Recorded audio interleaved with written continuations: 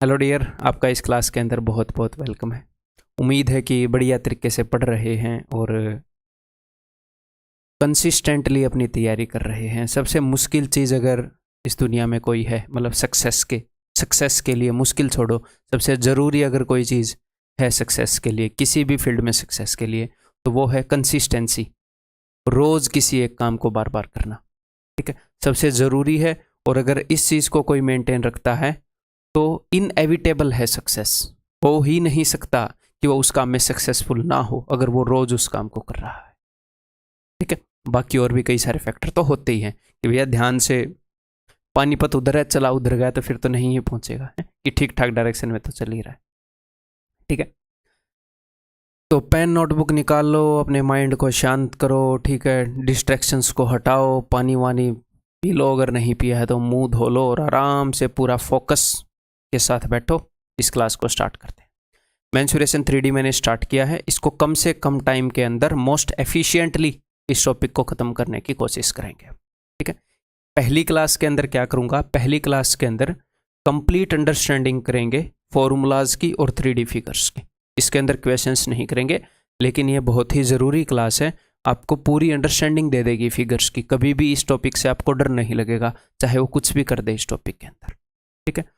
उसके बाद इस क्लास के बाद आगे कुछ क्लासेस होंगी जिनके अंदर अलग अलग तरह के जितने भी क्वेश्चन पूछे जाते हैं उन क्वेश्चंस के थ्रू भी कई सारी चीज़ें सीखेंगे और उन क्वेश्चंस की प्रैक्टिस करेंगे, ठीक है भाई। तो बहुत ही मज़ा आने वाला है आपको, है। और आज रंगीन काम करेंगे यहाँ पर। मैंने काली स्क्रीन नहीं ली है जानबूझ के, हैं ताकि रंगीन चीज़ें हम बढ़िया बढ़िया तरीके से मेंसुरेशन 3D को पढ़ें, ठीक है। तो मज़ा आ जाएगा आपको, ठीक है। तो स्टार्ट करते हैं और इन चीज़ों को अंडर एस्टिमेट मत करना। एक बार अगर आपके दिमाग में किसी भी चीज़ को लेकर क्लैरिटी है तो फिर आप किसी भी चीज़ को नहीं छोड़ोगे। एग्जामिनर कितना भी चीज़ों को घुमा फिरा ले, तोड़ मरोड़ ले, हैं, तो क्लैरिटी होनी ज़रूरी है। हर एक टॉपिक के बारे में मैं आपको अल्ट्रा क्लैरिटी दूंगा, ठीक है। चलिए जी, तो स्टार्ट करते हैं। तो मेंसुरेशन 3D के अंदर मेरे भाई मेनली अपने एग्जाम के अंदर 3 तरह की फिगर होती हैं। एक तो हो गए सबसे पहले प्रिज्म्स। ये सारे प्रिज्म्स हैं, इन सब के अंदर क्या चीज़ कॉमन है, एक बार सोचो जरा, क्या चीज़ कॉमन है। इन फिगर्स को बनाने में एक ही तरीका यूज हुआ, क्या कि नीचे जो शेप है उसी शेप को, मान लो मैंने एक कार्डबोर्ड लिया, एक गत्ता लिया और मैंने उसे सर्कुलर शेप में काट दिया और मैंने उसको रख दिया। फिर उसके ऊपर एक और सर्कुलर शेप, एक और गत्ता रख दिया, एक और गत्ता रख दिया, या फिर गत्ता भी छोड़ो, आपने एक कॉइन लिया, कॉइन सिक्का, आपने एक सिक्का लिया, उसके ऊपर एग्जैक्टली सेम सिक्का रखना है, सेम सिक्का रख दिया, सेम सिक्का रख दिया, तो क्या हुआ, क्या बन जाएगा, एक सिलेंडर बन जाएगा। सिक्के के ऊपर सिक्का रखोगे तो ऐसे ही अगर आप एक स्क्वायर के ऊपर एक स्क्वायर रखोगे और एक फिक्स्ड हाइट तक रखोगे, जितनी स्क्वायर की साइड है, तो एक क्यूब बन जाएगा। थोड़ी सी ज़्यादा या कम हाइट तक रख दोगे तो क्यूबॉइड बन जाएगा, ठीक है। कोई भी रेक्टेंगल ले लोगे, उसके ऊपर सेम रेक्टेंगल रखते रहोगे, क्यूबॉइड बन जाएगा, ठीक है। देन कोई भी ट्रायंगल लोगे, उसके ऊपर ट्रायंगल रखते रहोगे ऐसे सीधी सीधी, तो ये वाली फिगर बन जाएगी। तो इसको हम क्या बोलेंगे, ए प्रिज्म विद ट्रायंगुलर बेस। एक ऐसा प्रिज्म जिसका बेस ट्रायंगल है, एक ऐसा प्रिज्म जिसका बेस सर्कुलर है, एक ऐसा प्रिज्म जिसका बेस स्क्वायर है या रेक्टेंगल है। तो एक तो इस तरह की फिगर है, इनके फॉर्मूले वगैरह सब कुछ कराऊंगा, पहले फिगर्स को समझ लो, ठीक है। कोई ऐसी फिगर जो सेम बेस को रिपीट करने से बनी हो, बार बार रखने से, उस बेस का साइज भी हमने नहीं बदलना है, एग्जैक्टली डिट्टो सेम चीज के ऊपर, सेम शेप के ऊपर सेम शेप रखने से जो फिगर बनी है उसको हम बोलते हैं प्रिज्म। इस फिगर को मैं बोलूंगा ए प्रिज्म विद सर्कुलर बेस। देखो मैथमेटिकली इस फिगर को छोड़कर सारे प्रिज्म हैं, ये मैथमेटिकली प्रिज्म नहीं है, क्यों, क्योंकि प्रिज्म के साइड में जो फेस है वे रेक्टेंगुलर होने चाहिए, इसका तो घेरा है, बट इन सब के ऊपर सेम फॉर्मूला लगता है इसके ऊपर भी, तो इसलिए मैंने इसको भी यहां पर रख लिया, ठीक है। तो हम एसएससी के हिसाब से देखेंगे, मैथमेटिकली नहीं, जो एसएससी के हिसाब से बढ़िया फायदा करेगा, वैसे मैंने क्लासिफिकेशन किया, ठीक है। ओके जी, तो ऐसी फिगर, जितने भी फिगर बना ले दुनिया में बंदा, जिसका बेस सेम हो और उसी बेस को रिपीट करके अगर उसने बनाया है तो सबके फॉर्मूले सेम होते हैं, तो इसलिए इनको एक कैटेगरी में रखा है। ये फिगर कैसे बनी देखना चाहोगे, एक ट्रायंगल के ऊपर ट्रायंगल रखते गए, देखो नीचे से लेकर ऊपर तक सब कुछ ट्रायंगल ही है, एक प्रिज्म है। नीचे अगर मैंने हेक्सागन रख दिया और उसी को रिपीट करता जा रहा हूं, हेक्सागन के ऊपर हेक्सागन, ये पूरी हेक्सागन जैसी है, ठीक है। ये मैंने नीचे क्या रख रखा है, ट्रेपेजियम रखा हुआ है। तो इसका फॉर्मूला अलग अलग नहीं है, सेम फॉर्मूला है। एक ट्रेपेजियम के ऊपर ट्रेपेजियम रखता जाऊंगा, तो बनाने का तरीका तो सेम है। अगर एक एल शेप मैंने उठा ली तो एल शेप के ऊपर मैं एल शेप रखता गया, ठीक है। तो इनके फॉर्मूले भी करेंगे। तो फर्स्ट टाइप की जो फिगर है वो आपको पता चल गई किस टाइप की है। फर्स्ट टाइप की फिगर है जी प्रिज्म्स, ठीक है। Next pyramid. अब ये पिरामिड कैसे बनता है सर?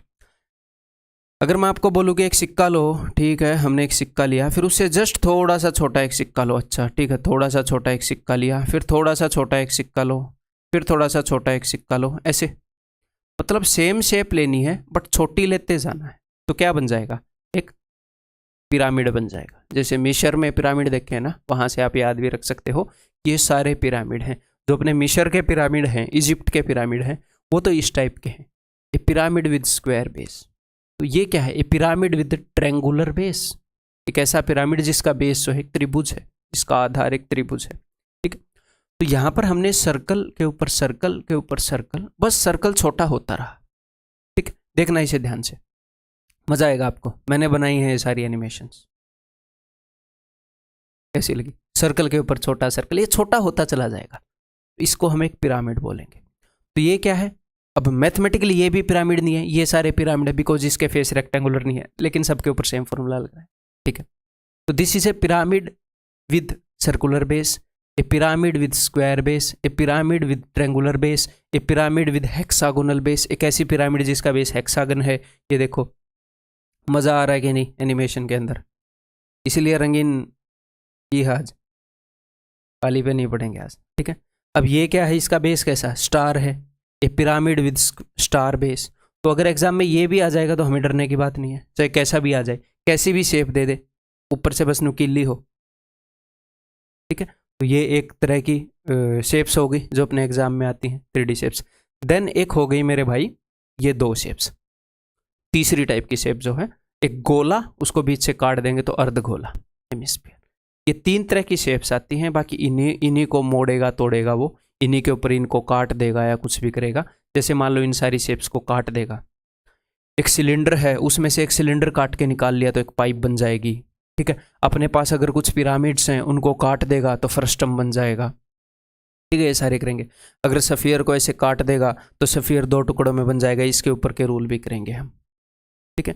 तो बेसिक ये सब है अपने टॉपिक के अंदर। इसके अलावा वो एक शेप को दूसरी शेप में डाल देगा, कोई नहीं, एक शेप को काट देगा, उसके लिए बेसिक अंडरस्टैंडिंग ही चल जाएगी, बाकी क्वेश्चन के थ्रू उन चीज़ों को सीखेंगे, ठीक है। तो स्टार्ट करें।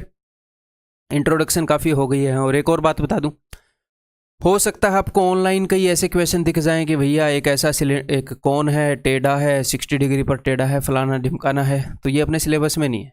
सीधी सीधी बात बताऊं तो करवाने को मैं करवा सकता हूँ, कोई बड़ी बात नहीं, इनके फॉर्मूले ईजी से मैं याद करके आपको करवा दूंगा, समझा दूंगा, बट ये अपने सिलेबस में नहीं है। ओब्लिक सर्कुलर कॉन्स और ओब्लिक सिलेंडर, ठीक है। तो कहीं पर भी ये चीज़ें मिले और कोई हवा मार रहा हो इनको कि ऐसे कर लो वैसे कर लो, कोई बड़ी बात नहीं है। कोई भी नई चीज़ सीखना क्या बड़ी बात है, हम ये सीख रहे हैं, हम वो भी सीख लेंगे, बट सिलेबस में नहीं है तो क्यों सीखेंगे, ठीक है। इसमें वही अपनी ट्रिग्नोमेट्री लगेगी, इसका निकालने में थीटा है कितना झुका हुआ है, हाइट ये आ गई, अंडरस्टैंडिंग वही लगेगी, बट सिलेबस में नहीं है।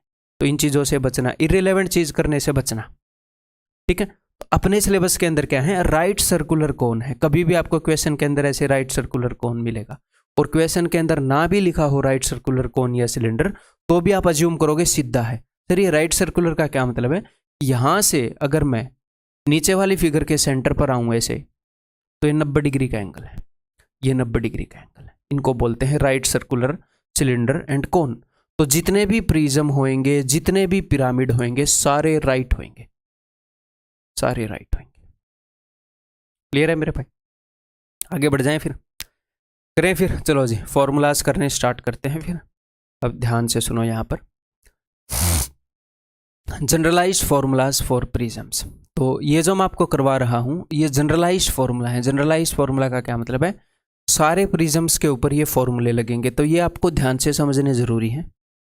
कुछ जो प्रिज्म हैं उनके हम रटेंगे, याद करेंगे, मतलब कि हमें याद होने चाहिए वो, और हमें जनरलाइज्ड फॉर्मूलों की समझ होनी चाहिए, ताकि उसने कभी भी बेस बदल दिया तो हम उस क्वेश्चन को भी उतने ही ईजिली कर पाएँ।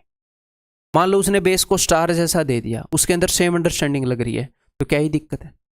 अलग से फॉर्मूला रटने की जरूरत नहीं है स्टार का, बना भी दे, ठीक है। हाँ, जिन चीज़ों का वो बार बार दे रहा है वो मैं बताऊंगा, जैसे सिलेंडर को बार बार यूज़ कर रहा है, क्यूबॉइड को यूज़ कर रहा है, क्यूब को यूज़ कर रहा है, कौन को यूज़ कर रहा है, ठीक है, उनका हम याद कर लेंगे, ठीक है। चलिए जी, तो सबसे पहले जनरलाइज्ड फॉर्मूलाज फॉर प्रिज्म। तो सबसे पहले हम बात करेंगे भैया वॉल्यूम की। मुझे एक बात बताओ, वॉल्यूम क्या होता है? आयतन मत बोल देना, ये इसकी ट्रांसलेशन है, इसका मतलब नहीं है। वॉल्यूम का मतलब है मेरे भैया कैपेसिटी। इस चीज़ के अंदर पानी डालो, हवा डालो, दूध डालो, कुछ भी डालो तो कितना आएगा, इसकी कैपेसिटी कितनी है। तो मान लो ये एक टंकी है, तो एक टंकी की कितनी कैपेसिटी है किस चीज़ पर डिपेंड करती है? दो चीज़ों पर डिपेंड करती है, ध्यान से देखो। अगर मैंने एक टंकी बनाई है, एक तो ये टंकी बनाई है और एक टंकी बनाई है ये, एक तो इतना छोटा बेस है, एक इतना बड़ा बेस है, ठीक है। तो अगर मैं बड़ा बेस बना दूंगा तो टंकी के अंदर तो पानी ज़्यादा आएगा। अगर मैं इसके साथ में एक और टंकी बना दूं जिसका ये बेस है, ये काफ़ी बड़ा हो, तो पानी तो ज़्यादा आएगा। हाँ, एक तो बेस कितना बड़ा बनाया है, क्योंकि उसी बेस को रिपीट कर करके हम वो बना रहे हैं। तो एक तो बेस कितना बड़ा बनाया है, इसके ऊपर डिपेंड करता है कि भैया वॉल्यूम कितना होएगा। या फिर अगर आपको लगे सर वो चीज़ अगर भरी हुई हो अंदर से, तो वॉल्यूम का क्या मतलब है? टंकी तो खोखली है, अगर भरी हुई हो तो वॉल्यूम का क्या मतलब है? तो वॉल्यूम का मतलब है कि उसे बनाने में कितना मटेरियल लगा, यानी कि उसके अंदर कितना मटेरियल आ सकता है। भले ही उसके अंदर आप सीमेंट भर दो कि उसके अंदर कितनी सीमेंट आई है, उसको लोहे से बनाया है तो उसको बनाने में मटेरियल कितना लगा है, ठीक है। ओके जी। तो अगर मैं बड़ा बेस बना दूंगा तो भैया ज़्यादा पानी आएगा। और हाँ, दूसरी क्या चीज़ है, दूसरी चीज़ जिसके ऊपर ये डिपेंड करता है, दैट इज़ हाइट। अब मैंने बेस तो बड़ा बनाया बट हाइट छोटी सी ले ली टंकी की, ऐसे है, ज़्यादा ऊंची टंकी बनाई ही नहीं मैंने। तो दो चीज़ों पर डिपेंड करता है ना भैया, कि बेस कितना है फिगर का और फिगर की हाइट कितनी है, उसके ऊपर डिपेंड करता है कि कितना वॉल्यूम है इस फिगर का। तो वॉल्यूम किसी भी प्रिज्म का is equal to area of base into height. छोटा बेस ले लोगे मतलब बेस और हाइट के कॉम्बिनेशन पर डिपेंड करता है। बेस छोटा तो वॉल्यूम कम, हाइट कम तो वॉल्यूम कम, इनके ऊपर डायरेक्टली डिपेंड करेगा। सर अब हम बेस का एरिया कैसे निकालेंगे? तो ये मैंने आपको मेंसुरेशन 2D में करवा दिया है। एरिया एंड पेरीमीटर वहाँ पर हो रहा है ना। हेक्सागन का एरिया निकाल सकते हो, जी हाँ। ट्रायंगल का एरिया निकाल सकते हो, जी हाँ। सर्कल का एरिया निकाल सकते हो, जी हाँ। तो एरिया निकालने का काम तो हम पहले कर ही चुके हैं, तो मेंसुरेशन 3D का काम तो हम पहले कर ही चुके हैं, बस इनटू हाइट करना है, ठीक। नेक्स्ट, तो वॉल्यूम किस चीज पर डिपेंड करता है कि बेस कितना बड़ा है और इसको कितने ऊपर तक रिपीट किया गया है। Area of the base into height. Next चीज हमारे पास है भाई साहब लेटरल सरफेस एरिया, ठीक है। इसको हम बोलेंगे मेरे ख्याल पार्श्व, हिंदी गलत हो जाए ऐसे, ये मेरे ख्याल ये आर पहले ही आता है ना, वो बाद में आता है चक्कर वाला, ठीक है। हिंदी भी पार्श्व पृष्ठीय क्षेत्रफल, ऐसे होगा, ठीक है। इसका क्या मतलब है? अब एक 2D फिगर की आप दो चीज़ें निकाल सकते हो। 2D फिगर की क्या है, उसका पेरीमीटर, ओके, और उसका एरिया। 2D फिगर में दो चीज़ें निकाल सकते हो अगर हमने मेंसुरेशन करनी है, मेजरमेंट करनी है। 3D फिगर के अंदर भी दो चीज़ें निकाल सकते हैं। एरिया के कोरस्पॉन्डिंग है उसका वॉल्यूम, कि भैया वॉल्यूम कितना है 3D फिगर का, और एक उसके चारों तरफ का एरिया कितना है। अगर इसके चारों तरफ मैं घूम कर देखूँ, अगर मैं पेंट करने लग जाऊँ तो कितना एरिया है, उसको हम बोलते हैं लेटरल सरफेस एरिया। लेटरल का मतलब है चारों तरफ का, ये जो साथ वाला सरफेस है इसका एरिया, ठीक है। तो इसको कैसे रिप्रेजेंट करेंगे, ये देखो। अगर मैं इसके चारों तरफ का एरिया देखने लग जाऊं, पेन मेरा है क्या, अगर मैं इस फिगर के चारों तरफ का एरिया देखने लग जाऊं, अगर आप जिस कमरे में बैठे हो उसकी दीवारों का एरिया देखने लग जाओ, वो है लेटरल सरफेस एरिया। तो ये कैसे निकालेंगे हम, ये देखते हैं ये बना कैसे। वॉल्यूम कैसे बना मैंने देख लिया, एक कार्डबोर्ड को मैंने उठाया, उसके ऊपर दूसरा कार्डबोर्ड में रखता रहा सेम टाइप का, ठीक है। ये कैसे बनेगा? अगर मैं एक तार लेकर आ जाऊं, एक तार, और उसको ऐसे रख दूं, मान लो आप एक रेक्टेंगुलर कमरे में बैठे हो, ऐसे मान लेता हूँ आपके कमरे का बेस मोस्ट प्रोबेबली रेक्टेंगुलर होगा, है ना? या कहाँ सुमड़ी में बैठे हो, गंदे गंदे में ऐसे तो नहीं बैठे हो, अजीब से कमरे में बैठे हो। मोस्ट प्रोबेबली अपने कमरों की शेप रेक्टेंगुलर होती है। तो मैं एक तार लेकर आया और मैंने कमरे के कोनों कोनों पर ऐसे तार बिछा दिया। तार बेंड हो सकता है, ठीक है, ओके जी। उसके ऊपर वैसा ही एक तार रख दिया, उसके ऊपर वैसा ही एक तार रख दिया, और मैं ये काम करता रहा ठीक है। इतना भी टाइम नहीं है मेरे पास, इतना ही किया मैंने, ठीक है। तो ये क्या बन गया? क्या ये फिगर ऐसी ही बन गई? हाँ जी सर बन गई। तो मैंने किस चीज से बनाया है ये शेप? मैंने जो तार है वो तार किस चीज को रिप्रेजेंट करता है? बेस के पेरीमीटर को। हाँ जी सर, बेस के पेरीमीटर को रिप्रेजेंट करता है। बेस का जो पेरीमीटर है मैं उसे रिपीट करता रहा। वो बेस के एरिया को रिप्रेजेंट नहीं करता, क्योंकि मैंने तार लिया है, खोखली शेप बनाई है, मैंने कोई गत्ता नहीं लिया। ये मत बोलना एरिया ऑफ द बेस, गुस्सा मारूंगा यहीं से। पेरीमीटर को रिप्रेजेंट करता है। तो perimeter of the base into, कब तक मैं रिपीट करूंगा? जब तक कमरे की हाइट है। अगर तब तक मैं तार के ऊपर तार रखता रहूं उसी टाइप का, तो आपके कमरे की चारों दीवारों पर वो तार दिखने लगेगा और कुछ नहीं दिखेगा, दीवारें नहीं दिखेंगी, तो लेटरल सरफेस एरिया कवर हो जाएगा। तो लेटरल सरफेस एरिया का क्या फॉर्मूला है मेरे भाई? दुनिया के सभी प्रिज्म्स के लिए, चाहे वो प्रिज्म भारत में हो, पाकिस्तान में हो, डेनमार्क में हो, कहीं पर भी रखा हो, that is perimeter of the base into height. अगर बेस के पेरीमीटर को उसकी हाइट तक रिपीट करें तो उसका लेटरल सरफेस एरिया आता है। यही सरफेस एरिया जब गोल वाले प्रिज्म्स में आ जाएगा सिलेंडर में, तो उसको कर्व्ड सरफेस एरिया बोल देते हैं। पेरीमीटर बोलते हैं ऐसी चीजों में, सरकमफ्रेंस बोलते हैं कर्व्ड में, बस यही नाम का फर्क है। सिलेंडर और कोन आएंगे तो इसको कर्व्ड सरफेस एरिया बोल देंगे, जो सरफेस कर्व्ड है उसका एरिया बताओ, ठीक है, क्लियर है। तीसरी चीज, हालांकि मेनली तो यही दो चीजें हैं, फिर भी तीसरी चीज की बात कर लेते हैं, total surface area. Total surface area का क्या मतलब है कि सिर्फ चारों तरफ के सरफेस एरिया की बात ना करके छत की और फर्श की बात भी कर ले, तो वो तो सिंपल ही है ना भाई। Lateral surface area plus area of top and bottom. Lateral surface area के अंदर छत और फर्श का एरिया जोड़ दो, खत्म बात, यही है टोटल सरफेस एरिया, ठीक है। अब हम बात कर लेते हैं जी पिरामिड्स की। आपको ये फॉर्मूले पहले भी आते होंगे, प्री दिया है, आते होंगे, लेकिन मेरे भाई फिर भी मैं क्यों करवा रहा हूँ? मैं आपको डायरेक्टली फॉर्मूले क्यों नहीं करवा दे रहा? क्या मेरे को ये एनिमेशन दिखानी है? नहीं, मैं जिस नज़र से देखता हूँ फिगर को, मैं उस नज़र से दिखाऊंगा, फिर क्वेश्चन करेंगे तो कुछ इंप्रूवमेंट होएगी। जब आप एक बार चीज़ों को सीख चुके हैं तो उसके बाद इंप्रूवमेंट करने में क्या है,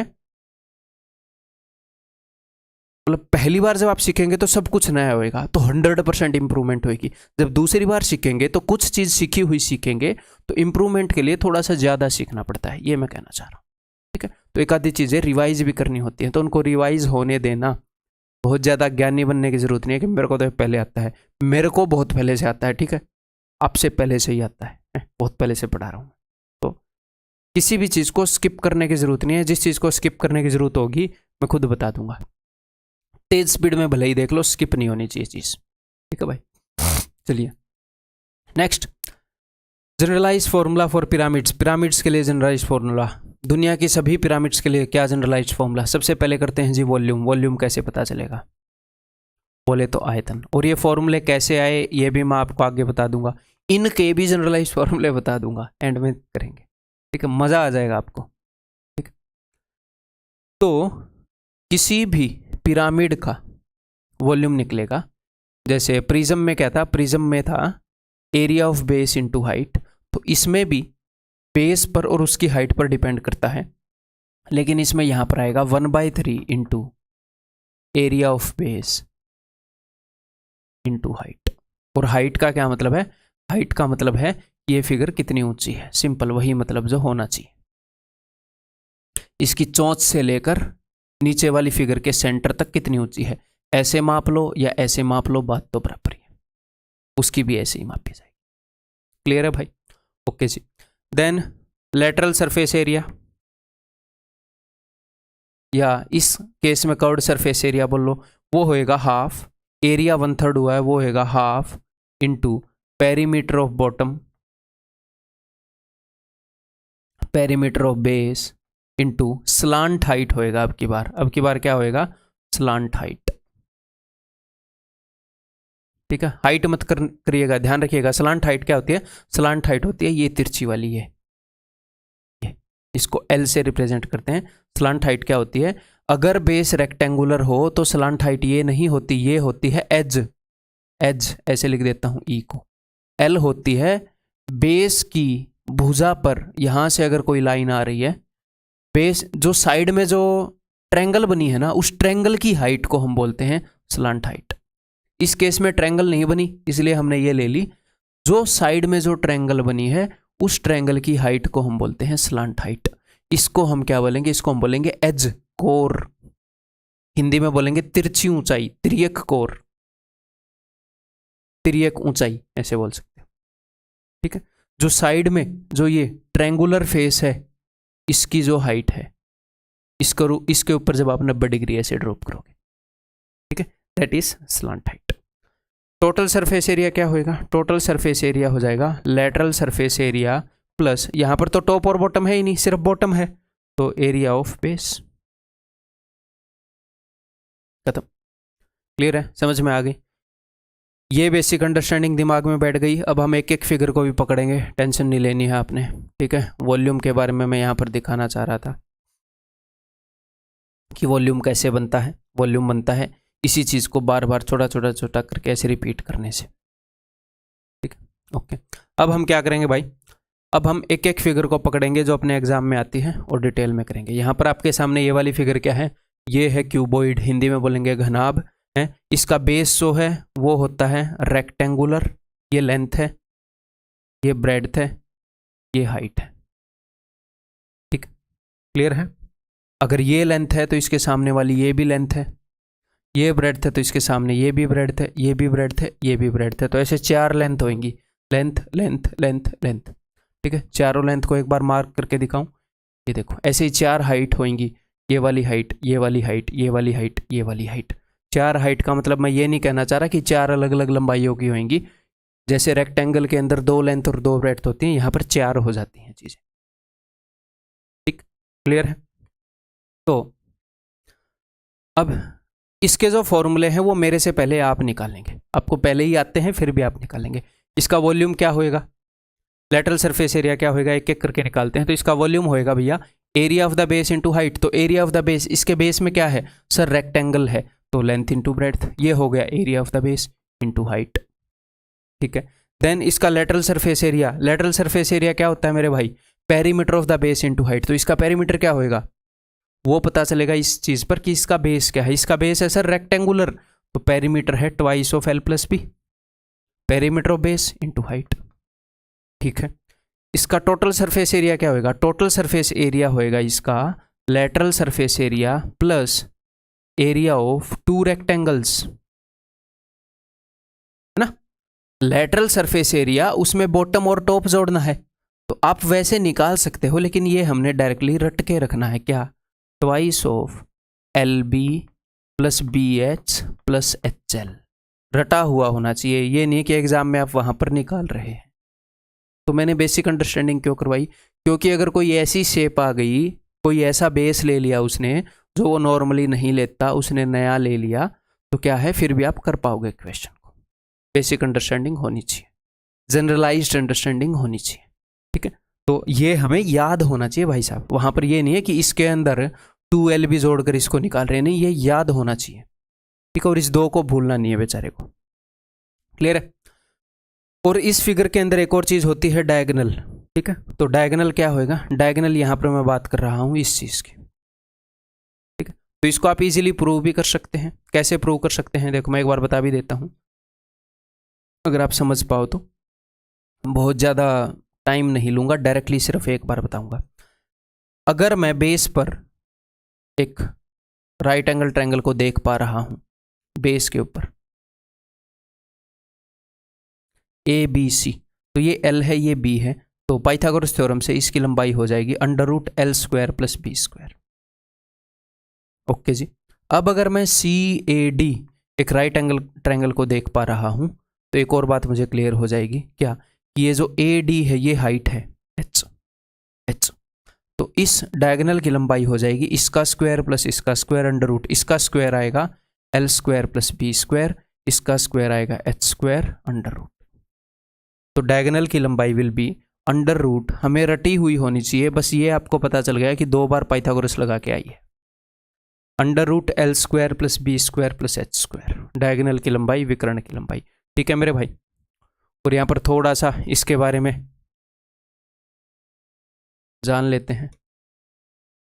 रुको तो एक बार,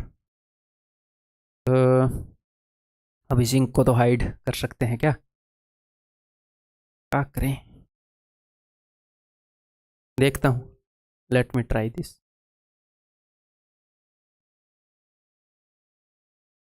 एक ही बंदा बहुत हूँ मैं, ठीक है।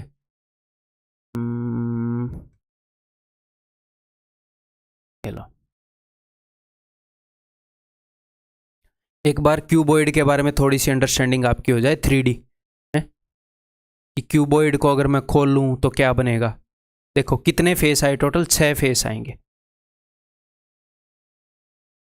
अंडरस्टैंडिंग होनी ज़रूरी है ताकि आप वहाँ पर चीज़ों को अच्छे से विजुलाइज कर पाएँ।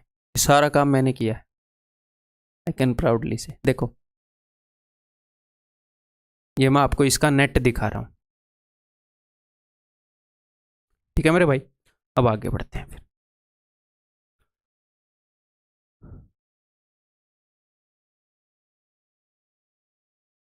चलो नेक्स्ट। अब ये क्यूब जो है, क्यूब में और क्यूबॉइड में क्या फ़र्क है? क्यूब में और क्यूबॉइड में कोई फ़र्क नहीं है। जैसे रेक्टेंगल और स्क्वायर होते हैं 2D के अंदर, वही मामला है। स्क्वायर एक ऐसी रेक्टेंगल है जिसकी सारी साइडें बराबर है, प्रॉपर्टी सारी रेक्टेंगल वाली फॉलो हो रही हैं, बस वहाँ पर साइड सारी बराबर है, तो वही मामला है। एक ऐसी फिगर है जिसकी लेंथ ब्रेड्थ और हाइट सारी सेम है, तो ये क्या बन जाएगा? एक क्यूब बन जाएगा। तो ये कोई अलग से फिगर नहीं है, बस लंबाइयाँ बदली हैं। लंबाइयाँ बदलने से अंडरस्टैंडिंग तो नहीं बदलती। हाँ, तो इसके फॉर्मूले जो हैं इसमें एल बी और एच की जगह हर जगह ए आ जाएगा, तो इतनी का अंडरस्टैंडिंग तो होनी चाहिए, ठीक है। तो इसका जो वॉल्यूम है वो क्या हो जाएगा? Area of the base into height. तो बेस है स्क्वायर, ए स्क्वायर एरिया और हाइट भी ए, तो volume will be A cube. तो ये डायरेक्टली रटा हुआ होना चाहिए और आपको अंडरस्टैंडिंग भी होना चाहिए कि ये वहाँ से आया है। लेटरल सरफेस एरिया, तो लेटरल सरफेस एरिया यहाँ पर आप ऐसे कर सकते हो, perimeter of the base into height, लेकिन आप ऐसे भी देख सकते हो कि 4 फेस ही तो हैं। इस वाले फेस का कितना एरिया है? देखो मान लो आप एक क्यूब के अंदर बैठे हो, सामने भी क्यूब, यहाँ भी क्यूब, यहाँ सॉरी क्यूब के अंदर बैठे हो, सामने भी स्क्वायर, ये भी स्क्वायर, जो भी दीवार है, ये वाली दीवार भी स्क्वायर, ये वाली दीवार भी स्क्वायर। तो कितनी दीवार हो गई? 4 दीवार हो गई, चारों स्क्वायर है। चारों का एरिया कितना है? ए स्क्वायर, तो 4a square. Lateral surface area is 4a square. अगर कोई टोटल सरफेस एरिया पूछे तो सर 6 फेस हैं, सारे फेस समान हैं, हर एक फेस का एरिया ए स्क्वायर है, तो 6a स्क्वायर। तो हमें वैसे करने की जरूरत ही नहीं है, lateral surface area plus top and bottom, है ना। कर सकते हैं बट इतनी सिंपली भी हम इस चीज को देख सकते हैं। इसका डायगोनल क्या होएगा? तो इसके डायगोनल के अंदर रख दो वही जो उनके डायगोनल का फॉर्मूला था, L square plus B square plus S square A square. सब की जगह ए रख दो क्योंकि यहाँ पर तो सब सेम है, तो अंडर रूट 3a आपको रटा हुआ होना चाहिए। अंडर रूट 3a, यहाँ पर जो डायगोनल है उसकी लंबाई विल बी रूट 3। ठीक है भाई, आगे बढ़ जाऊँ मैं।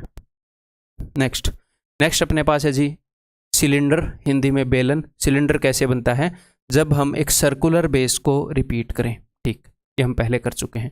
तो एक बार सिलेंडर को पहले ही समझ लेते हैं। एप्पल का टीवी पहले ही चला देता हूँ आपके लिए, फिर इसके ऊपर नहीं तो चीज़ें लिखी जाएंगी। चलो भाई देख लो एक बार, अगर मैं सिलेंडर को खोल दूं तो क्या बनेगा? कैसे बनता है? वो कई बार काट के खोल देता है। आपने नोटिस किया होगा, अगर मैं इसको खोल दूं तो यहाँ पर एक सर्कल है, यहाँ पर एक सर्कल है, और ये बीच में क्या है? रेक्टेंगल है।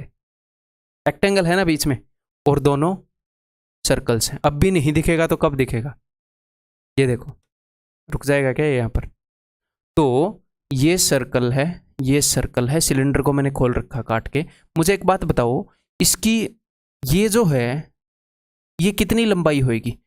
इसको मैं किससे कंपेयर कर सकता हूं? ये जो है ऐसे था ये, तो ये तो होएगी हाइट। तो जो रेक्टेंगल बनेगी सिलेंडर को काट कर खोलने से, उस रेक्टेंगल की जो चौड़ाई है वो तो सिलेंडर की हाइट के बराबर होगी। और ये क्या है, ये तो यहाँ से आई है, यहाँ से, तो ये होएगा सरकमफ्रेंस 2πr। जो लंबाई है वो, बिकॉज काट के ये खुला है। अब थोड़ी सी विजुअलाइजेशन आपको भी यूज करनी पड़ेगी। अब आपके दिमाग के अंदर हाथ देकर विजुअलाइज तो करवा नहीं सकता ना, फिगर काट कूट के लाया हूं, तो इतना तो अब आप समझ रहे होंगे कि ये जो चीज़ है ये एज ए लंबाई यूज हुई है। इतना दिमाग आपको लगाना पड़ेगा। क्लियर है? तो मान लो वो कल को इस फिगर को काटता भी है और वो काटता भी है, तो ये अंडरस्टैंडिंग आपके दिमाग में होनी चाहिए। डायरेक्टली आपको पता होना चाहिए, वहां पर आपको सोचना नहीं पड़ेगा चीज़ें। जिस हिसाब से मैं करवाऊंगा यहां से तैयार करके आपको भेजूंगा।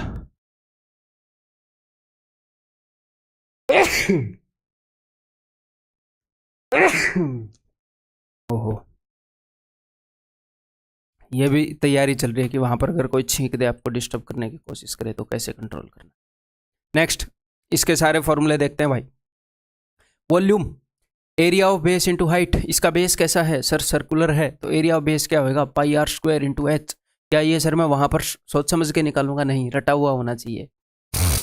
बार बार आती हैं फिगर, जो भी मैं आपको फिगर करवा रहा हूँ रटा हुआ होना चाहिए उन सब का। जिसका नहीं होना चाहिए वो मैं बता दूंगा। Volume is πr² into h।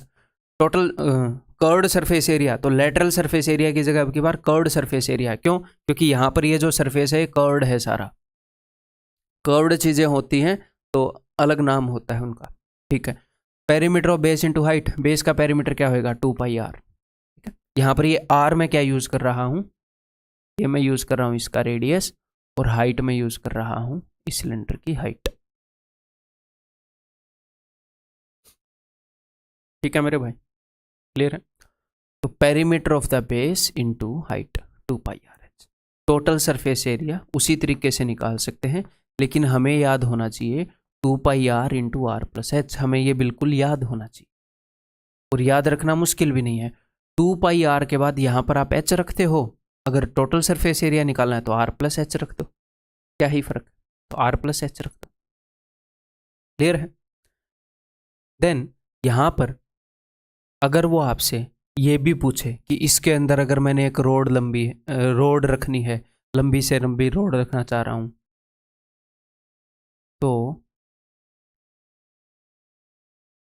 देखो ये एक राइट एंगल ट्रायंगल बनी ABC। तो लंबी से लंबी रोड अगर आपको सिलेंडर के अंदर रखनी है तो ये AC होएगी, ठीक है। इसकी लंबाई कैसे पता करोगे?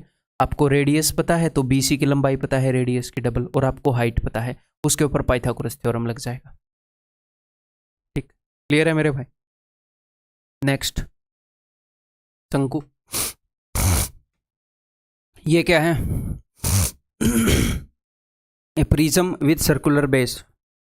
पर जुकाम करवा दिया तुम लोगों ने, हीटर चलाना पड़ेगा, ये बंद करनी पड़ेगी, ठीक है। तो सबसे पहले मैं शंकु को दिखा देता हूं आपको कि ये कैसे बनता है। देखो बाद में क्वेश्चन आएंगे तो आपको अंडरस्टैंडिंग की जरूरत पड़ेगी। जब मैं एक कोन को काटता हूं तो एक तो नीचे बेस में तो सर्कल होगा, ये क्या होता है पता है? ये होता है एक सेक्टर। अब आपको दिख भी रहा होगा, ये एक सेक्टर है। सेक्टर जो आपके शहरों में होते हैं वो वाले नहीं, ये वाला एक सेक्टर, ठीक है। तो ये क्या है? ये अगर मैं कोन बनाऊं, ध्यान से देखिएगा, ठीक है। ये बेस तो यहां पर हो गया, ठीक है। तो जब मैंने इसको काटा, ये क्या है? ये है कोन की स्लांट हाइट। जो रेडियस है वो स्लांट हाइट है। अच्छा, और ये क्या है? ये सारा जब ये मैंने ऐसे काटा तो ये जो खुलकर आया है ना, ये है बेस का सरकमफ्रेंस 2πr।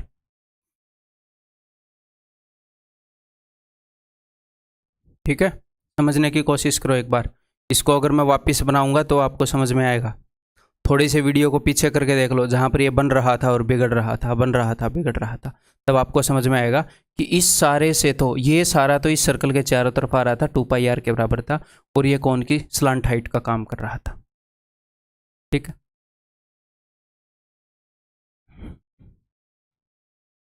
चलो भाई, देखो बना तब भी आपको समझ में आ गया होगा। तो चलिए जी, इसके बारे में पढ़ते हैं सब कुछ। तो इसका वॉल्यूम क्या होगा, तो मैंने बताया है आपको, प्रिज्म का volume 1/3 into area of the base, base है सर्कुलर, तो 1/3 pi R square H, area of the base into height, रटा हुआ होना चाहिए। और इसको कई बार बच्चे 1/3 को भूल जाते हैं, इसको मत भूलना, ठीक है, नहीं तो एग्जामिनर आपको भूल जाएगा। कर्ड सरफेस एरिया वही half into perimeter of the base, तो बेस सर्कुलर है तो बेस का पेरीमीटर 2πr इंटू एल, ठीक है। अब एक बार यहाँ पर एल वगैरह ये सब देख लेते हैं। अगर सर्कल का सेंटर यहाँ पर है तो यहाँ से अगर मैं इसको खींचूंगा तो ये तो हो गई हाइट, ये हो गया रेडियस, और ये हो गई स्लांट हाइट, ठीक है मेरे भाई। तो मैंने क्या बताया था, कर्ड सरफेस एरिया या लेटरल सरफेस एरिया के लिए half into perimeter of the base into slant height यानी कि इंटू एल, तो ये क्या हो जाएगा, ये हो जाएगा पाई आर एल। और ये आपको बिल्कुल याद होना चाहिए, पाई आर एल, वहाँ पर ऐसे निकालेंगे नहीं। मैं क्यों निकाल के बता रहा हूँ, अगर फिगर का बेस बदल दिया तो आप इजीली कर पाओ, pi R L. Then total surface area, तो total surface area curved surface area plus area of the bottom, लेकिन याद होना चाहिए कि pi R into R plus L. देखो सिलेंडर में क्या था, सिलेंडर में था 2πrh लेटरल सरफेस एरिया, वो क्या था 2πr into R plus H. तो यहाँ पर आपको एक पैटर्न दिख रहा है याद रखने के लिए, बहुत बढ़िया, pi R L pi R into R plus L, 2πrh 2πr into R plus H. आप याद रख पाओगे ऐसे कि टोटल सरफेस एरिया में पाई आर, उसके बाद जो चीज़ आती है वो इकलौती एल नहीं आती, वो आर प्लस एल आती है, वो इकलौती एच नहीं आती, वो आर प्लस एच आती है टोटल सरफेस एरिया, ठीक है मेरे भाई, are we good. Next, tetrahedron, चतुष्फलक। इसको टेट्राहेड्रॉन क्यों बोलते हैं, चतुष यानी कि चार, टेट्रा यानी कि चार, हेड्रॉन यानी कि फेस, फलक, तो इसके चार फेस हैं, एक तो ये वाली ट्रायंगल, एक ये वाली ट्रायंगल, और एक वो ट्रायंगल जो पीछे से छुपी हुई है हमसे, एक नीचे वाली ट्रायंगल, इसके चार फेस हैं, ठीक है। तो इसको अगर मैं खोलूंगा तो ये कैसा दिखेगा, काट पीट के इसको अगर खोलेंगे तो वो भी देख लो, वो भी पता होना चाहिए, देख लो एक बार, ये है टेट्राहेड्रॉन। तो ये तीन ट्रायंगल्स ऐसे उठा के ऐसे चिपका रखे हैं, देखो बेस पर एक ट्रायंगल है, उसकी साइड्स पर तीन ट्रायंगल बनी हुई है, उठा के वो चिपका रखी हैं। तो एक्चुअल में कुछ इस तरह की फिगर है, ये एक ट्रायंगल के तीनों तरफ तीन ट्रायंगल बना रखी हैं, उनको उठाया और वो एक चोंच पर मिल गई, ऐसा कुछ फिगर है, ठीक है भाई। अब इसका फॉर्मूला आपको रटना नहीं है, जो मैं आपको इसके फॉर्मूले बताऊंगा वो ध्यान से समझने हैं, चाहो तो आप रट सकते हो, मैं पर्सनली रट के नहीं रखता है, मैं बहुत अच्छे से समझ के रखता हूँ, ठीक है। तो बहुत ही प्यार से मैं आपको समझाऊंगा, ध्यान से सुनिए, ठीक है। देखो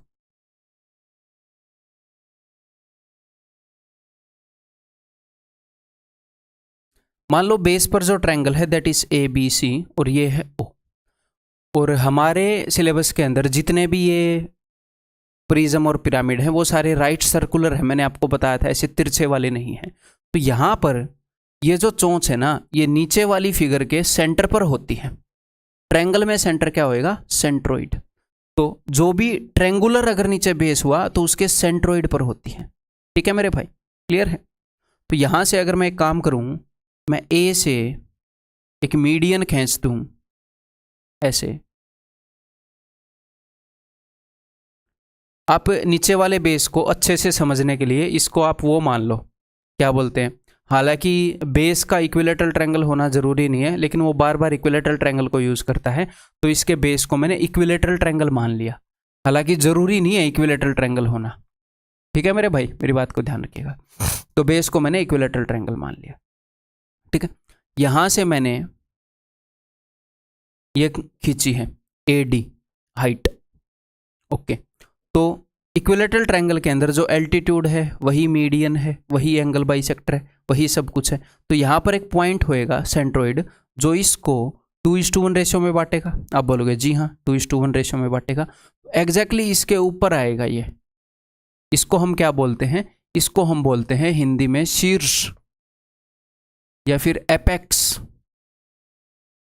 ठीक है, इस फिगर का शीर्ष है, इसकी ऊंचाई है, इसकी चोटी है, चोटी हम बोल सकते हैं, ठीक है। तो यहां से अगर मैं ये लाइन खींचूंगा OG, तो ये परपेंडिकुलर होएगी AD के।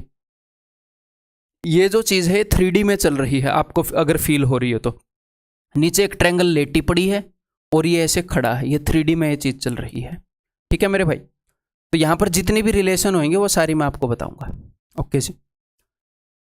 देन अगर मैं इसको मिला दूं O से लेकर D तक, तो ये क्या है, ये है स्लांट हाइट। मैंने क्या बताया था, स्लांट हाइट क्या होती है?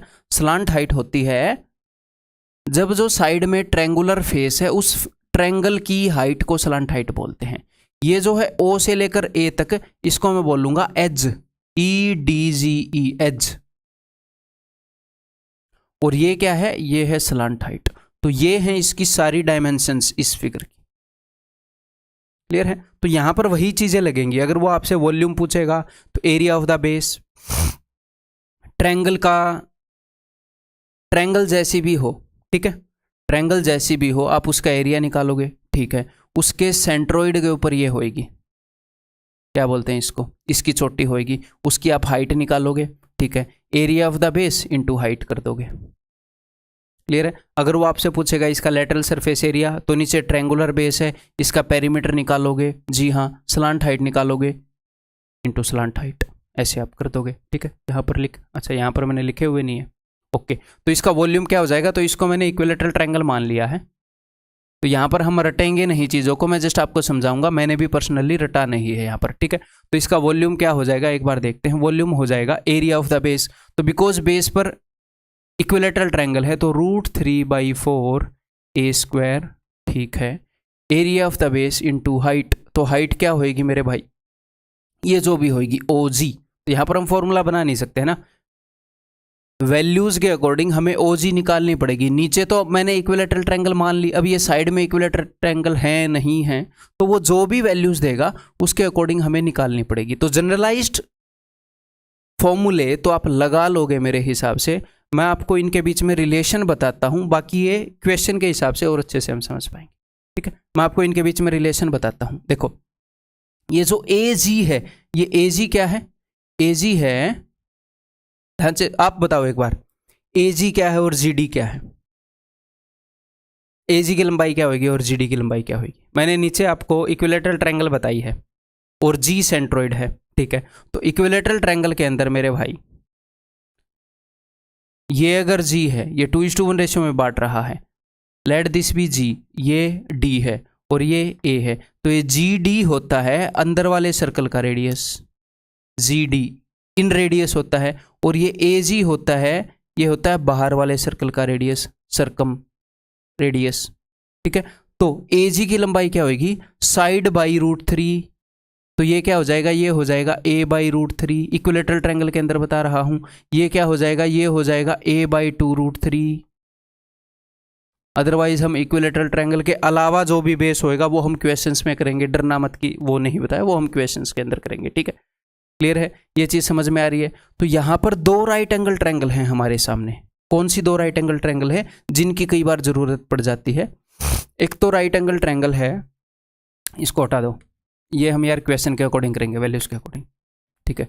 एक तो राइट एंगल ट्रायंगल है AGO, तो AGO की कई बार जरूरत पड़ जाती है। AGO के अंदर AO का square is equal to AG का स्क्वायर प्लस OG का स्क्वायर। अगर कभी ना कभी वो आपको एज की लंबाई बता दे तो ये तो आप निकाल लोगे, एज की लंबाई बता दे और आपको हाइट निकालनी हो। हाँ जी सर, एक और राइट एंगल ट्रायंगल यहां पर बन रही है, कौन सी ट्रायंगल बन रही है, OGD। वहां पर हाइपोटेन्यूज क्या है, वहां पर OD है, हाइपोटेन्यूज OD क्या है, OD स्लांट हाइट है, OD square is equal to OG square plus GD square, OG square plus GD square. ये वाली राइट एंगल ट्रायंगल, ये हवा में खड़ी हैं दोनों राइट एंगल ट्रायंगल। तो यहां पर बस आपको इन 2 राइट एंगल ट्रायंगल का पता होना चाहिए, क्वेश्चंस के अंदर इन्हीं का यूज होता है, क्लियर है। अदरवाइज अगर डायरेक्ट क्वेश्चन आएंगे तो area of the base into height, वो डायरेक्टली आपको बताएगा कि बेस पर, ऐसे बताता है, बेस पर एक राइट एंगल ट्रायंगल है और प्रिज्म की, और उसकी हाइट इतनी है, वॉल्यूम बताओ, area of the base into height. तो वहाँ पर तो कोई अंडरस्टैंडिंग चाहिए ही नहीं है, डायरेक्टली आंसर आ जाएगा। ठीक है, कई बार इसके अंदर कंस्ट्रक्शन करनी पड़ती है, वो क्वेश्चन के माध्यम से हम करेंगे। बेसिक मैंने सारा आपको बता दिया है। ठीक है, अब अगर मैं इसी फिगर को, अच्छा नहीं वो आगे आएगा, एक स्टेप आगे आएगा। नेक्स्ट अपने पास एक प्रिज्म है जिसका बेस जो है दैट इज स्क्वायर। नेक्स्ट अपने पास एक प्रिज्म है जिसका बेस जो है that is square, square pyramid या वर्ग पिरामिड। तो इसका वॉल्यूम कैसे निकालोगे? इसका वॉल्यूम निकालोगे area of the base into height, 1/3 into area of the base into height. ठीक है, अगर वो आपको इसकी हाइट बता दे, स्क्वायर की साइड बता दे, तो आप डायरेक्टली कर पाओगे। जी हाँ, लेकिन इसके अंदर कंस्ट्रक्शन करके देखते हैं। ठीक है, फॉर्मूले आप लगा लोगे, कंस्ट्रक्शन करके देखते हैं, फिर क्वेश्चन के माध्यम से हम आगे करेंगे। देखो, लेट दिस बी ओ,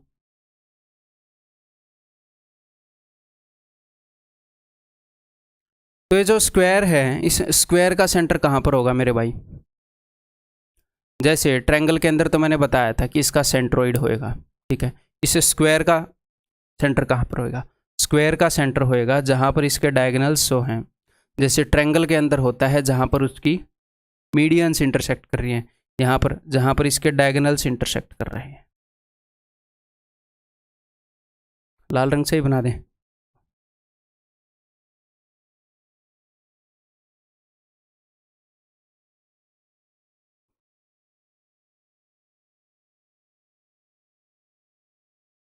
ये ओके, लेट दिस बी जी, ये हमने जी मान लिया। अब इसकी हाइट क्या होगी? इसकी हाइट होगी ये, यहाँ से इसके ऊपर आए तो यहाँ पर भी दो राइट एंगल ट्रायंगल्स बनेगी।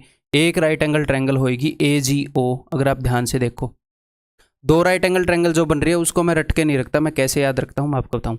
एक राइट एंगल ट्रायंगल बनेगी जिसके अंदर ये जो एज है, जो एज है ये हाइपोटेन्यूज होता है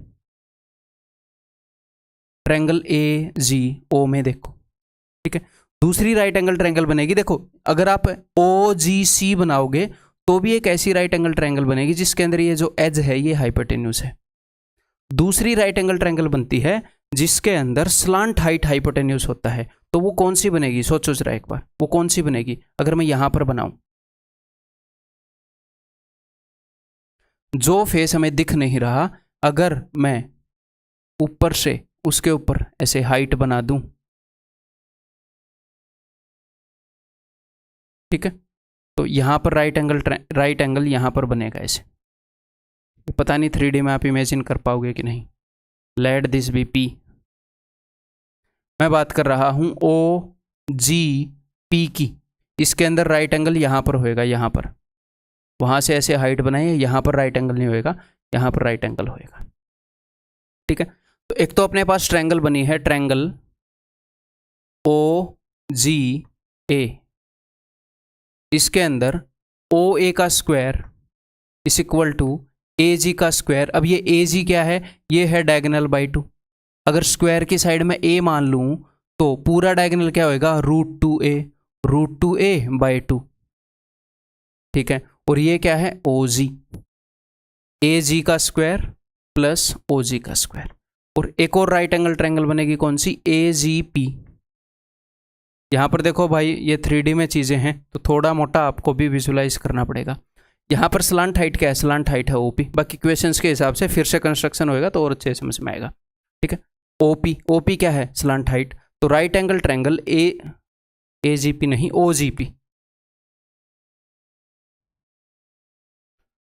OGP के अंदर राइट एंगल है G पर, OP जो है वो हाइपोटेन्यूज है, तो OP का square is equal to OG का स्क्वायर प्लस GP का स्क्वायर। अब ये GP क्या है?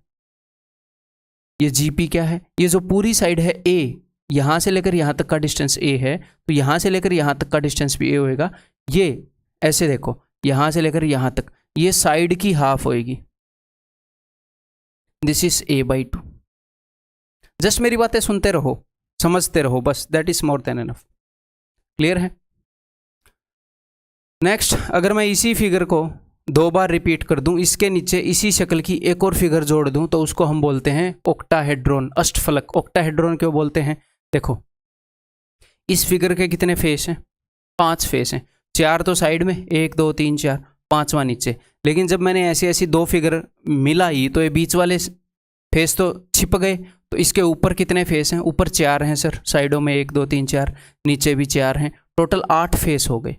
तो इसके अंदर फॉर्मूले क्या लगेंगे? यही फॉर्मूले लगेंगे, इसी का डबल करना पड़ेगा अगर कुछ करना पड़ा तो। क्या इसके ऊपर आज तक क्वेश्चन आया है? नहीं आया है, फिर मैं क्यों करवा रहा हूँ? एनसीईआरटी के अंदर गिवन है, बता रहा हूँ ना, सब कुछ खंगोल रखा है।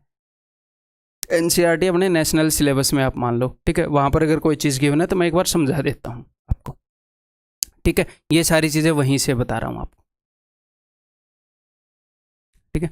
नेक्स्ट जो अपने पास फिगर बच जाती हैं पिरामिड और प्रिज्म के अलावा, ये गोले बच जाते हैं, तो इनके फॉर्मूले भी देख लो। इनके फॉर्मूले प्रूव करने के लिए हमें इंटीग्रेशन का यूज़ करना पड़ेगा, वो मैं यहाँ पर नहीं करूँगा, तो हम डायरेक्टली याद करेंगे, ठीक है मेरे भाई। तो चलिए सबसे पहले इसकी बात करता हूँ, बिकॉज इसी को हाफ काट कर ये बनाया गया है। तो इसका जो वॉल्यूम है, जो इसका आयतन है, दैट विल बी 4/3 πr³।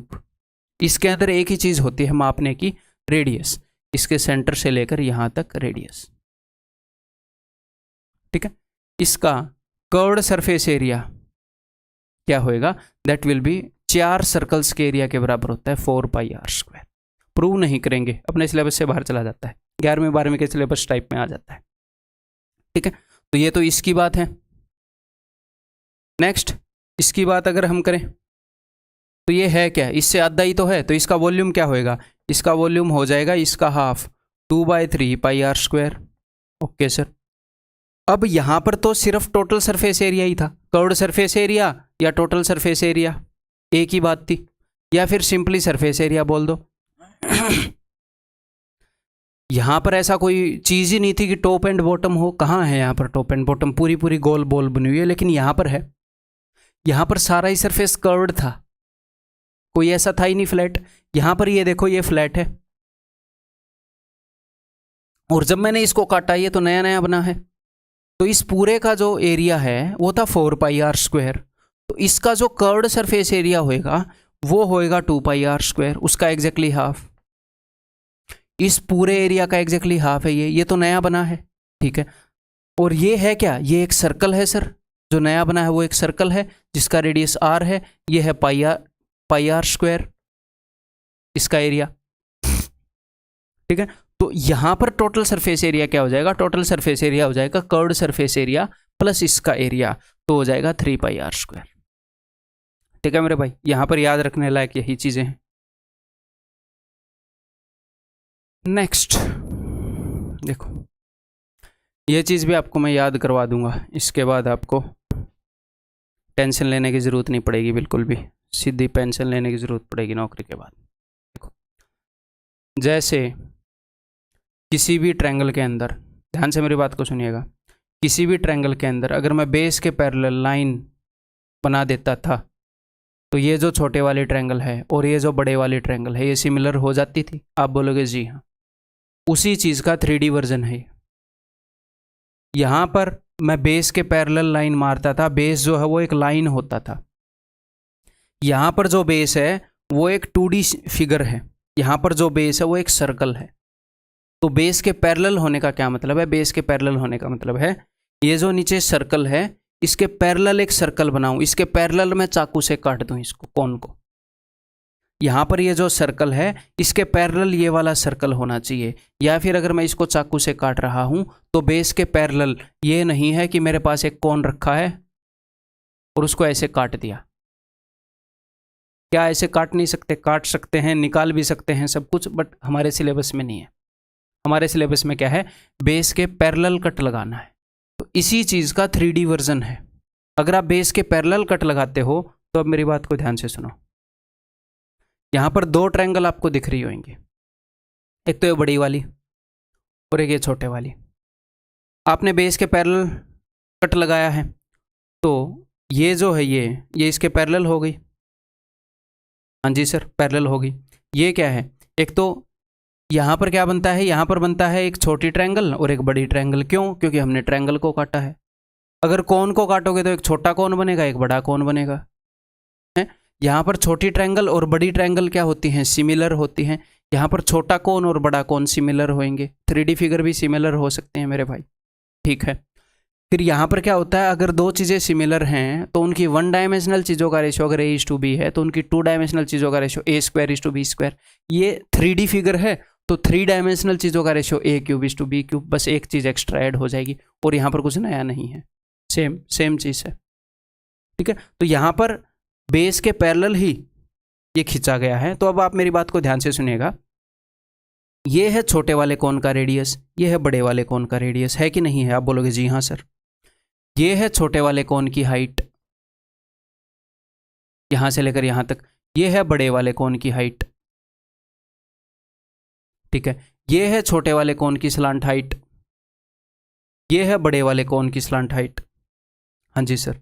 तो देखो छोटे वाले कोन और बड़े वाले कोन, अब मेरी बात को ध्यान से सुनिएगा, छोटे वाले कोन और बड़े वाले कोन के अगर आप रेडियस का रेशियो ले रहे हो, मान लो बड़े वाले कोन का रेडियस डबल है तो बड़े वाले कोन की हाइट भी डबल होएगी, बड़े वाले कोन की स्लांट हाइट भी डबल होएगी।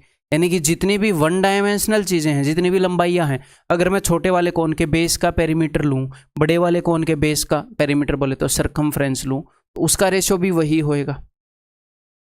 तो फॉर एग्जाम्पल हम मान लेते हैं, ध्यान से सुनिएगा,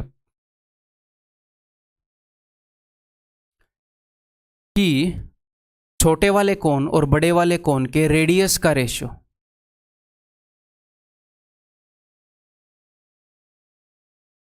ये है स्मॉल कोन और ये है बिग कोन। स्मॉल कोन कौन सा है? स्मॉल कोन है यहां से लेकर यहां तक। अब मैं इस हिस्से को नीचे फ्रस्टम से कंपेयर नहीं कर रहा, फ्रस्टम बोलते हैं काटने के बाद जो नीचे बाल्टी बचती है, इसको मैं इस पूरे बड़े कोन से कंपेयर कर रहा हूं। जैसे ट्रायंगल्स के अंदर आप क्या करते थे, छोटी ट्रायंगल को बड़ी ट्रायंगल से कंपेयर करते थे। ये नहीं है कि इस छोटी ट्रायंगल को इस ट्रेपेजियम से कंपेयर कर रहे हैं, नहीं करते थे ऐसे। तो यहां पर भी वैसे नहीं करना। ठीक है, ठीक है।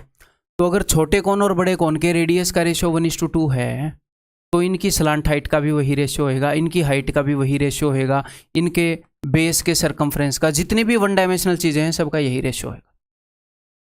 इनकी टू डायमेंशनल चीजें यानी कि छोटे वाले कोन का कर्व्ड सरफेस एरिया, छोटे वाले कोन का टोटल सरफेस एरिया और बड़े वाले कोन का curved surface area, total surface area, उसका रेशियो होगा 1:4।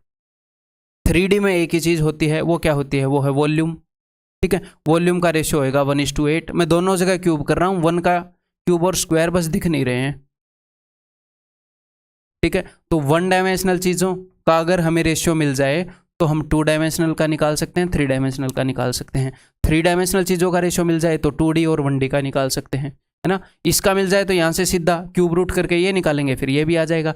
ये अगर बता दिया और ये पूछ लिया तो क्यूब रूट करके ये निकालेंगे, क्यूब करके ये निकालेंगे। समझ गए? ये मामला है। तो कोई मुश्किल है? फ्रस्टम वगैरह आप लोगों को मुश्किल लगता है? क्या मुश्किल है इसमें बताओ? ठीक है, अब ये का क्वेश्चन भी करेंगे। अब अगर यही काम एक ट्रेंगुलर बेस्ड पिरामिड के साथ कर दे, ये तो मैंने कौन के साथ करवा दिया, इसके साथ कर दे तो कोई नई बात नहीं है। Exactly same ditto, exactly same ditto. Question भी करेंगे, इनके ऊपर टेंशन मत लेना। ठीक है, तो इसमें क्या मुश्किल है बताओ? एग्जैक्टली वही चीज़ है जो हमने 2D फिगर के अंदर करी थी, बस उसी में एक 3 डायमेंशनल चीज़ आ गई बस।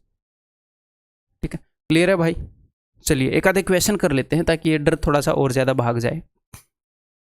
तो यहाँ पर क्या गिवन है? यहाँ पर गिवन है find the ratio of volumes. Volume हमने पता करना है अलग अलग पार्ट्स का, यानी कि इस हिस्से का, इस हिस्से का, अलग अलग कॉन्स का नहीं, इस हिस्से का और नीचे जो फ्रस्टम बना हुआ है। ये जो बाल्टी जैसी फिगर बनी है इसको फ्रस्टम या छिन्नक बोलते हैं। ठीक, तो यहाँ पर एग्जामिनर ने इसके बारे में क्या बताया है? इस लंबाई का और इस लंबाई का रेशियो है 2:3, यानी कि छोटे कोन का रेडियस और बड़े कोन का रेडियस। अगर रेडियस का रेशियो है मेरे भाई 2:3 तो स्लांट हाइट का भी वही रेशियो, हाइट का भी वही रेशियो। किसकी स्लांट हाइट? छोटे कोन की स्लांट हाइट और बड़े कोन की स्लांट हाइट, छोटे कोन की हाइट और बड़े कोन की हाइट। तो छोटे कोन की हाइट अगर 2 है तो बड़े, ये मैं वैसे ही बता रहा हूँ बस, तो बड़े कोन की हाइट है 3, तो इस वाले हिस्से की हाइट हो जाएगी 1 यूनिट, अगर आपको हाइट निकालनी पड़ जाए तो। ठीक है, तो ये अंडरस्टैंडिंग है, बहुत ही ईजी है, मुश्किल ही नहीं है इसमें कुछ। ठीक है, अगर रेडियस का ये रेशियो है तो इनके, इसने क्या पूछा है? वॉल्यूम। तो डायरेक्टली मैं बोल सकता हूँ इनके वॉल्यूम का क्या रेशियो होगा? क्यूब करूंगा, 2 का क्यूब 8, 3 का क्यूब 27। तो छोटे वाले क्यूब का जो वॉल्यूम है दैट इज इक्वल टू 8 और पूरे बड़े वाले क्यूब का जो वॉल्यूम है दैट इज इक्वल टू 27। तो 27 में से 8 गए, इस हिस्से का जो वॉल्यूम है वो हो जाएगा 19। तो दो पार्ट्स, ये वाला पार्ट और इस वाले पार्ट के वॉल्यूम का रेशियो पूछा था 8:19। खत्म। क्लियर है? अब यही काम मेरी बात को ध्यान से सुनिएगा, मैं इस फिगर के साथ भी कर सकता था। यहां पर मैं ये बता देता कि इस साइड की इतनी लंबाई है 2, इस साइड की लंबाई है 3, कोरस्पॉन्डिंग पार्ट की कोई भी लंबाई बता देता, इसकी और इसकी बता देता, ये वाली हाइट और ये वाली स्लांट हाइट की बता देता, एज की बता देता, सेम अंडरस्टैंडिंग हो जाती। तो इस फिगर में और इस फिगर में कोई खास फर्क नहीं है, बस हमारे एग्जाम में ये ज़्यादा यूज़ होती है, ये भी एक आधी बार यूज़ होती है, वो हम क्वेश्चंस में करेंगे, तो डरना नहीं है इनसे। ठीक है, ये बताओ, हमने जो कट लगाया है ये कहाँ पर लगाया है? Cut at a height of 1/3 from the bottom, bottom से 1/3, यानी कि अगर इसकी पूरी हाइट 3 यूनिट है, इसको दूसरे रंग में कर लें ताकि हमें कंफ्यूजन ना हो। अगर इसकी पूरी हाइट 3 है तो बॉटम से 1/3 हाइट पर कट लगाया है, यानी कि ये 1 यूनिट है, ये जो है ये 2 यूनिट है। ठीक है, हम कंपेयर करते हैं छोटा कौन इज टू बिग कौन, हमें कोई इंटरेस्ट नहीं है इन दो टुकड़ों में, तो छोटे कौन की बताओ, small is to big, small is to big. Small कौन की हाइट कितनी है सर? 2 है। बिग कौन की हाइट कितनी है? 2 और 1 3 है सर। वही आ गया 2:3। ऐसे मत कर देना 2:1। छोटा कौन इज टू बिग कौन, ये ध्यान रखना है। तो ये किस चीज़ का रेशियो? ये हाइट का रेशियो है। तो जो हाइट का रेशियो है वही रेडियस का, वही स्लांट हाइट का, सारी वन डायमेंशनल चीज़ों का वही। ये पूछ रहा है वॉल्यूम का बताओ, तो कोई दिक्कत ही नहीं है भाई। 8:27। छोटे कौन का वॉल्यूम 8, इसका वॉल्यूम 8, इसका वॉल्यूम 27, इसका वॉल्यूम 19। खत्म। 8:19 रेशियो। यहाँ पर cut at a height of 40% from the base. 40% यानी कि 2/5। अगर पूरी हाइट 5 यूनिट है तो बेस से 2 यूनिट ऊंचाई पर काट दिया गया, तो ये हाइट बच गई मेरे भाई 3। तो छोटे कोन की हाइट 3, स्मॉल कोन की। बड़े कोन की हाइट 3 और 2 5।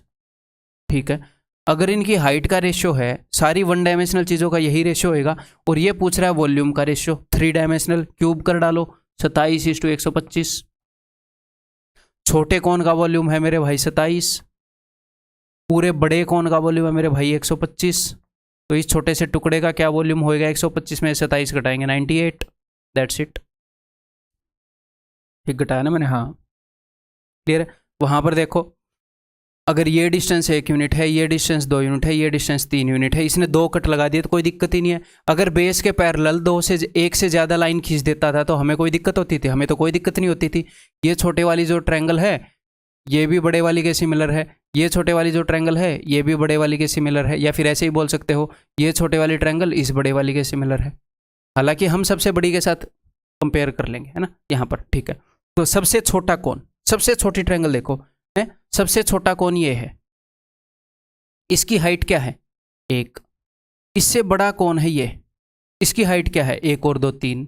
ठीक है, इससे बड़ा कौन है ये? 3 और 3 6। तो 3 कौन है? सबसे छोटा, उससे बड़ा, उससे बड़ा। ठीक है, तो ये वन डायमेंशनल चीजें हैं। तो 3 कौन है? कौन 1, कौन 2, कौन 3। इनकी हाइट्स का रेशियो है 1:3:6, हाइट का रेशियो। तो इनके वॉल्यूम का क्या रेशियो होएगा? क्यूब कर दो, 1 का क्यूब 1, 3 का क्यूब 27, 6 का क्यूब 216। That's it. अब आप इजीली बता दोगे, अगर इसका वॉल्यूम 1 यूनिट है तो इस पूरे का वॉल्यूम है भैया 27 यूनिट, तो इसका वॉल्यूम हो गया 26 यूनिट। क्लियर है? पूरे का वॉल्यूम 216 है तो 216 में से 27 घटाऊंगा, यहाँ पर आ जाए। ठीक, क्लियर है? अंडरस्टैंडिंग बढ़िया हो गई, ठीक ठाक हो गई। नेक्स्ट, अब यहाँ पर मज़ा आएगा मेरे भाई, द मज़ा विल कम हेयर। यहाँ पर जो मैं आपको फॉर्मूला बताऊंगा वो फॉर्मूला सारे प्रिज्म पर लगता है, सारी पिरामिड पर लगता है। एक ऐसा फॉर्मूला बताऊंगा कि प्रिज्म और पिरामिड का फॉर्मूला अलग से भी नहीं रटना पड़ेगा। तो क्या वो अलग से याद नहीं रखने पड़ेंगे? रखने पड़ेंगे। थोड़ी सी अंडरस्टैंडिंग बढ़ा रहा हूँ बस आपकी। ठीक है, ये जो है ये फ्रस्टम, ये कैसे बनता है पता है? ये बनता है अगर हम बेस के पैरेलल कट लगा दें और सिर्फ नीचे वाले पोर्शन को रख लें। तो हमने 2 तरह की फिगर देखी अब तक, एक तो प्रिज्म, एक पिरामिड। ठीक है, यहाँ पर टॉप और बॉटम सेम थे, यहाँ पर बॉटम इतना बड़ा है लेकिन टॉप जो है वो जीरो था, जीरो है, खत्म सिंह है, लेकिन यहाँ पर टॉप और बॉटम अलग अलग हैं। मैं इसके लिए आपको ऐसा फॉर्मूला बता दूंगा जो इस पर भी लगेगा, इस पर, तो आपको मज़ा आएगा ये सीखने में। देखना, मान लो चाहे ये फ्रस्टम आपने कौन से बनाया है, ट्रेंगुलर बेस वाले पिरामिड से बनाया है, स्क्वायर बेस वाले पिरामिड से बनाया है, फर्क नहीं पड़ता, ठीक है। इस बॉटम का एरिया मैंने मान लिया है A2 और इस टॉप का एरिया मैंने मान लिया है A1, इनका मैं एरिया मान रहा हूँ, ठीक है, क्लियर मेरे भाई। और ये जो हाइट है ये मैंने मान ली है H, और ये जो स्लांट हाइट है ये मैंने मान ली है L।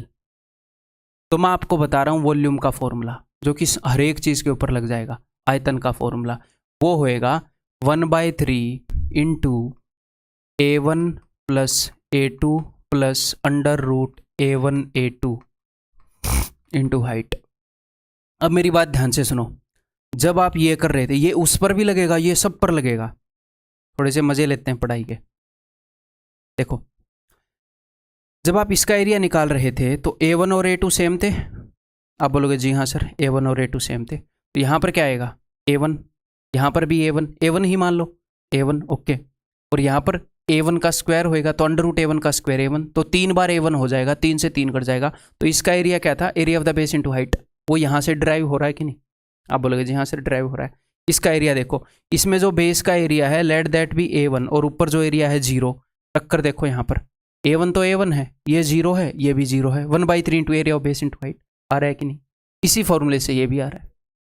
तो ये फर्स्ट टर्म का फॉर्मूला है, मतलब बेस और टॉप कैसे भी हों सबके ऊपर ये फॉर्मूला लगता है, ये फर्स्ट टर्म पर तो लगता ही है, इनके ऊपर भी लगता है, ठीक है, मजे आए। अब मैं आपको बताऊंगा पेरीमीटर, तो पेरीमीटर नहीं सॉरी लेटरल सरफेस एरिया या कर्ड सरफेस एरिया का फॉर्मूला इसका, वो भी सब पर लगेगा। देखो, half into area of top plus bottom into slant height, इसके ऊपर लगा कर देखो, इसके टॉप और बॉटम का एरिया सेम है सर, तो A1 और A1 ही आएगा बटे में 2, तो 2A1 बटे में 2, एरिया ऑफ बेस ही रहेगा, सॉरी फिलो में एरिया बोल गए हम, कर्ड सरफेस एरिया की बात हो रही है, तो perimeter of top plus bottom into slant height. आपको भी लगा होगा यहाँ पर भी एरिया क्यों आ गया, डर लगा कि अब ये भी याद करना पड़ेगा, पेरीमीटर ही होता है कर्ड सरफेस एरिया में। तो इस फिगर में टॉप और बॉटम का पेरीमीटर तो सेम है, हाँ जी सर, बटे में 2 करेंगे तो पेरीमीटर ऑफ द बेस ही बटेगा इंटू स्लांट हाइट। सर इसमें तो सिर्फ हाइट थी, तो इसकी हाइट और स्लांट हाइट में क्या ही फर्क है, वही इसकी हाइट है वही इसकी स्लांट हाइट है, ठीक है। यहाँ पर area of the perimeter of the bottom है, जो भी पेरीमीटर ऑफ द बेस है वो ऊपर है 0, तो क्या हुआ था, half into perimeter of base into slant height बताया था मैंने आपको, है ना, यही यहाँ पर लगता है, यही यहाँ पर लगता है, ठीक है।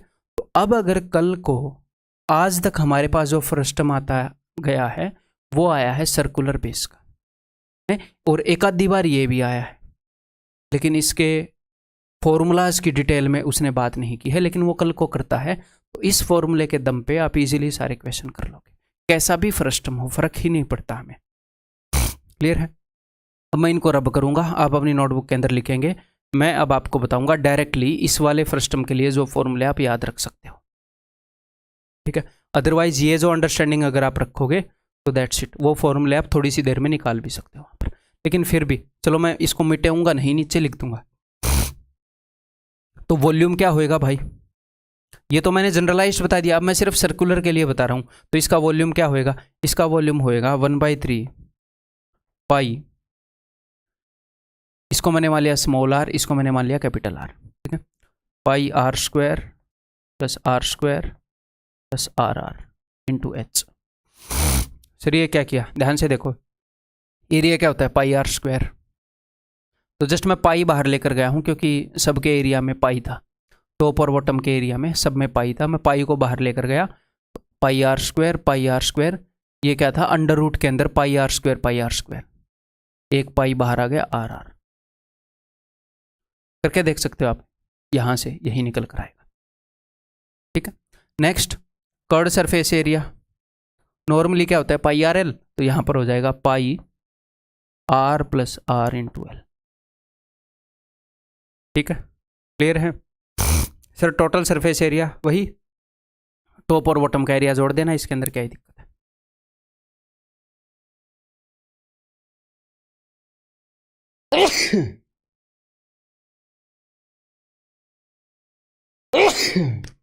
पता नहीं क्या मामला हो गया।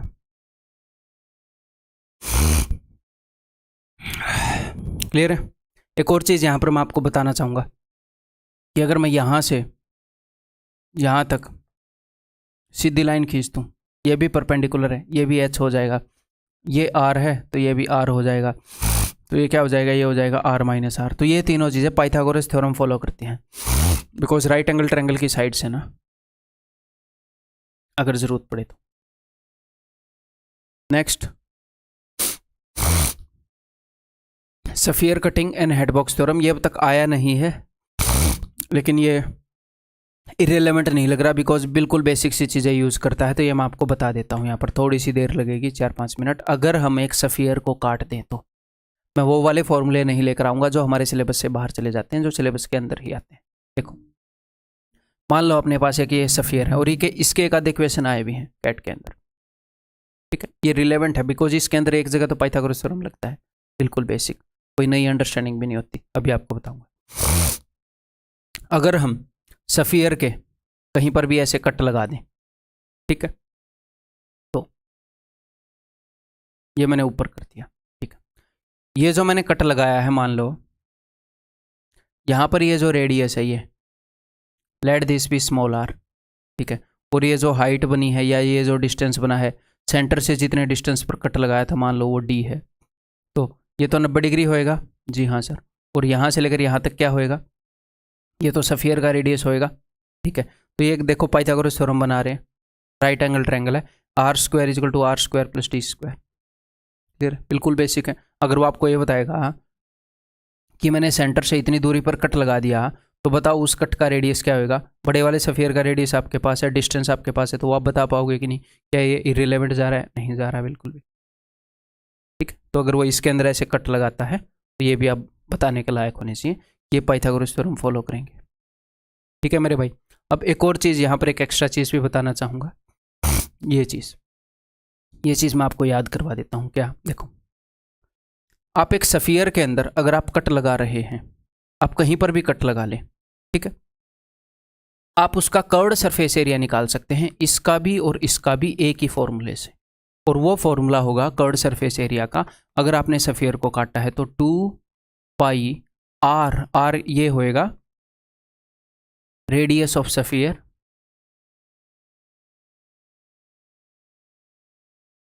Into H. ये एच होएगा हाइट ऑफ पीस, जो भी पीस आपने काटा है उसकी हाइट। ठीक है, तो इसका कर्व्ड सरफेस एरिया हो गया। इसके वॉल्यूम का फॉर्मूला भी है, वो मैं आपको बताऊंगा नहीं, तो फिर आउट ऑफ द सिलेबस चला जाएगा। ठीक है, शायद नोट्स के अंदर आपको मिल भी जाएगा, उसके नीचे मैंने चेक लिखा हुआ है। अपने लिए तो मैं अपनी ब्रेनस्टॉर्मिंग करता रहता हूँ, आपको सिर्फ रिलेवेंट बताता हूँ।